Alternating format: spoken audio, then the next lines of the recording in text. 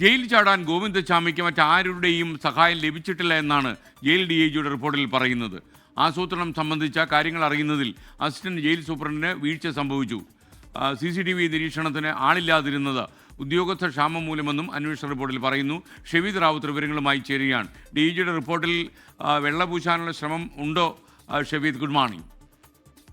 Good morning. വെള്ളപൂശാനുള്ള ശ്രമം തന്നെയാണ് റിപ്പോർട്ടിലുള്ളത് എന്നുള്ളതാണ് നമുക്ക് മനസ്സിലാക്കാൻ കഴിയുന്ന കാര്യം. കാരണം നമുക്കറിയാം, കേരളം ഞെട്ടലോടെ കേട്ടൊരു വാർത്തയായിരുന്നു കൊടും കുറ്റവാളി ഗോവിന്ദചാമിയുടെ ജയിൽ ചാട്ടം. ഇതിൽ ഗോവിന്ദചാമിക്ക് മറ്റാരുടെയും സഹായം ലഭിച്ചിട്ടില്ല എന്നുള്ളതാണ് ജയിൽ DIGയുടെ അന്വേഷണത്തിൽ കണ്ടെത്തിയിരിക്കുന്ന വിവരം.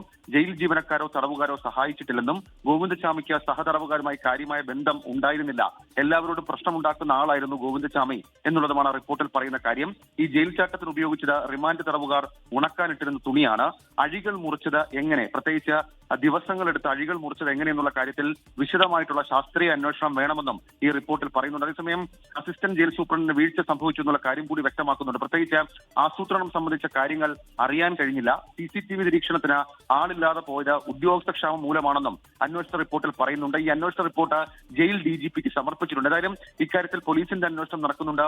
മുഖ്യമന്ത്രി നിർദ്ദേശപ്രകാരമുള്ള പ്രത്യേക സംഘത്തിന്റെ അന്വേഷണം നടക്കുന്നുണ്ട്. അവരുടെ അന്വേഷണത്തിൽ ഒരുപക്ഷെ ഇതായിരിക്കില്ല കണ്ടെത്തൽ. പകരം ജയിലിലുണ്ടായ വീഴ്ചകൾ, പ്രത്യേകിച്ച് ഉദ്യോഗസ്ഥരെ നിയോഗിക്കാത്തടക്കം മിഡ് നൈറ്റ് പെട്രോളിംഗിന് ആളെ വിടാത്തടക്കം പലതരത്തിലുള്ള വീഴ്ചകളും ആ റിപ്പോർട്ടിൽ ഉണ്ടാവുകയും ചെയ്യും. ഓക്കെ, ഷെവീദ് റാവുത്തറാണ് വിവരങ്ങൾ നൽകിയത്.